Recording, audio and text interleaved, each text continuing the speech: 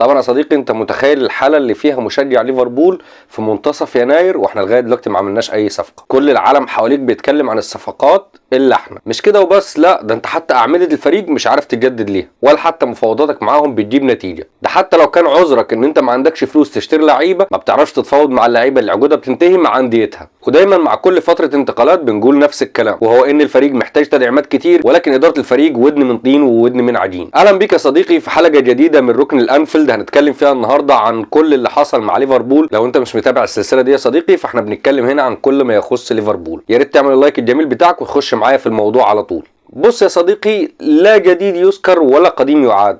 احنا زي ما احنا في نفس النقطه اللي سبتني فيها في الحلقه اللي فاتت بتاعه الاسبوع اللي فات. مشكله تجديد اللعيبه لسه قائمه لغايه دلوقتي، في اخبار كتير واقاويل كتير بتنتشر في سوق الانتقالات، ولكن لغايه دلوقتي مفيش اي حاجه بتحصل ما بين ليفربول او اي لاعب اذا كان خارج النادي او حتى اللاعبين اللي عقودهم بتنتهي بنهايه الموسم في النادي زي صلاح وارنولد وفان دايك. اما بالنسبه للاعبين اللي المفروض ان احنا محتاجينهم يدعموا الفريق، فطبعا زي ما قلنا في مقدمه الفيديو ان اداره النادي ودن من طين وودن من عجين، ومكبرين دماغهم على الاخر وعاملين نفسهم مش واخدين بالهم من احتياجات الفريق ومن احتياجات المشروع، لان انت النهارده عندك مدير فني قوي محتاج لاعبين كتير يخدموا على المنظومه بتاعته. لو هنتكلم الاول عن تجديد اعمده الفريق وهم صلاح وارنولد وفان دايك، فهنلاقي ان في خبر انتشر مؤخرا ان فان دايك جدد عقده مع نادي ليفربول، والكلام ده انتشر بين الناس عن طريق مجله تليجراف الهولنديه. حتى انا واحد من الناس نزلت الخبر على صفحتنا هبده مرتده لان كنت فاكر ان الخبر حقيقي، لان لما دخلت على موقع الجريده اكتشفت ان التجديد ما تمش، ولكن كل اللي حصل ان تم التواصل ما بين اداره ليفربول ووكلاء فيرجيل فان دايك،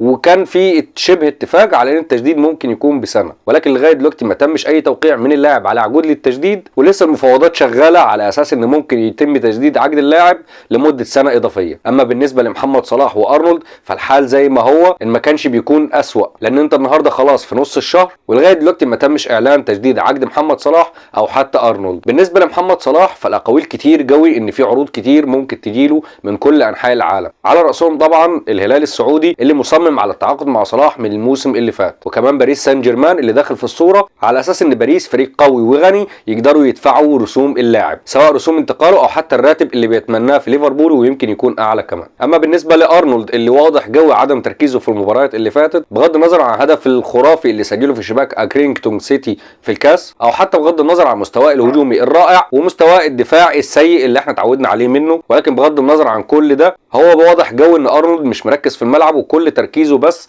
منصب على عرض ريال مدريد، واذا كان ممكن يتم شراؤه خلال انتقالات يناير بعرض زهيد طبعا من ريال مدريد، او انتظاره للصيف بفارغ الصبر للتوقيع مع ريال مدريد بشكل مجاني، وطبعا الحصول على مكافأة توقيع كبيرة قوي. مع العلم على فكرة لو ما تيجي تفكر فيها هتلاقي ان ارنولد مش هيكون مفيد لريال مدريد، لان بكل بساطة ارنولد مشاكله الدفاعية كتيرة قوي قوي قوي، وده هيأثر بالسلب على اسلوب لعب ريال مدريد، لان واحد من اهم المدربين على مر التاريخ وهو يورجن كلوب ما عرفش ان هو يتدارك المشاكل الدفاعية لارنولد، وقدر بس انه يستفيد منه في الحالات الهجومية. فما اعتقدش ان هيكون في مدير فني لريال مدريد يقدر ان هو يحل المشاكل الدفاعية لارنولد، خصوصا لان ريال مدريد زي ما قلنا قبل كده عنده مشاكل كبيرة جوه في النواحي الدفاعية، ويا اما بيلعب بخط كامل من الاكاديمية كلهم سنهم شباب، يا اما يلعب بلاعيبة خط الوسط كلهم في الدفاع، وشفنا نتيجة ده في الكلاسيكو الاخير في نهائي الكاس وفوز برشلونة على ريال مدريد بخماسية. فانا شايف ان ارنولد مش هيكون حل مفيد لريال مدريد، بل بالعكس هيزود الطينه بله وهيكون سبب كبير قوي في خساره ريال مدريد لالقاب كتير،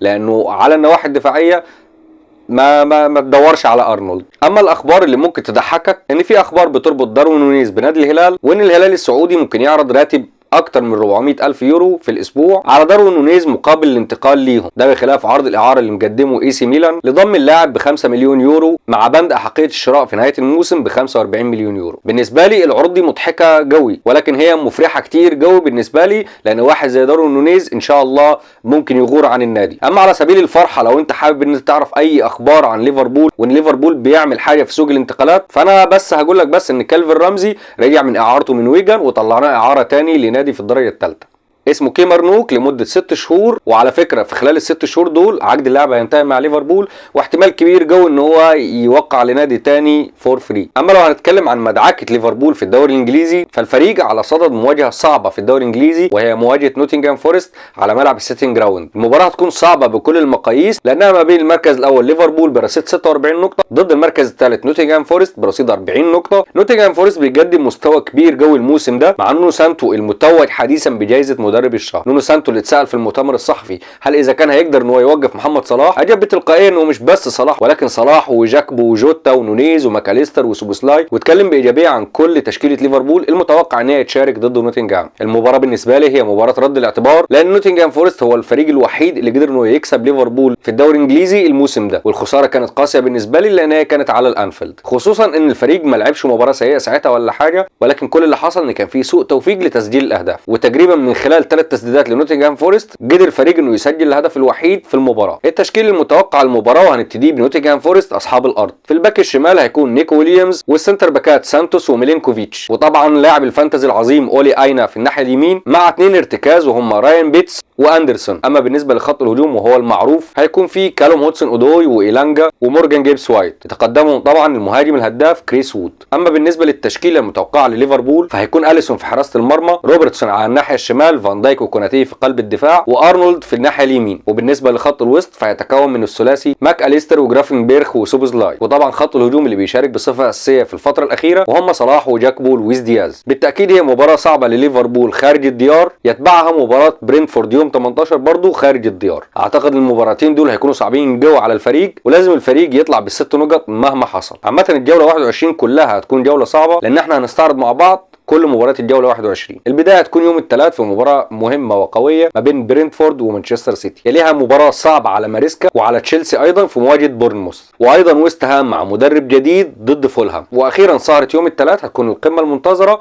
ما بين نوتنغهام فورست وليفربول. اما مباريات يوم الاربع فهنبتديها بمباراه هتكون من جانب واحد لصالح نيوكاسل اللي هيفوز على الولفز، وايضا المباراه اللي فيها مدرب جديد لايفرتون هيكون في مواجهه قويه ضد استون فيلا. يليهم مباراه قويه وهيكون فيها اهداف كتير ما بين ليستر سيتي وكريستال بالاس. وختام يوم الاربعاء هيكون قمه الدوري الانجليزي ما بين ارسنال وتوتنهام. اما يوم الخميس هيكون في ماتشين على الرايق كده، ابسويتش تاون ضد برايتون ومانشستر يونايتد ضد ساوثهامبتون. اتمنى يا صديقي تكون وصلت معايا لنهايه الحلقه، واتمنى ان انت تكون عملت اللايك، واتمنى كمان تكون اشتركت معايا في القناه وفعلت زر الجرس علشان توصلك حلقات ركن الانفيلد اللي بنتكلم فيها كل اسبوع عن كل ما يخص ليفربول. وحبيت اقول لك كمان يا صديقي ان احنا بصدد سلسله فيديوهات جايه ان شاء الله واكيد هتعجبك، هنتكلم فيها عن حاجات مهمه قوي، هتكون حلقه كل اسبوع. انا مش عايز احرق التفاصيل ولكن انتظر مني بوستات كتير على فيسبوك هتكلم لك فيها عن شرح سلسله الفيديوهات دي. سلام يا صديقي.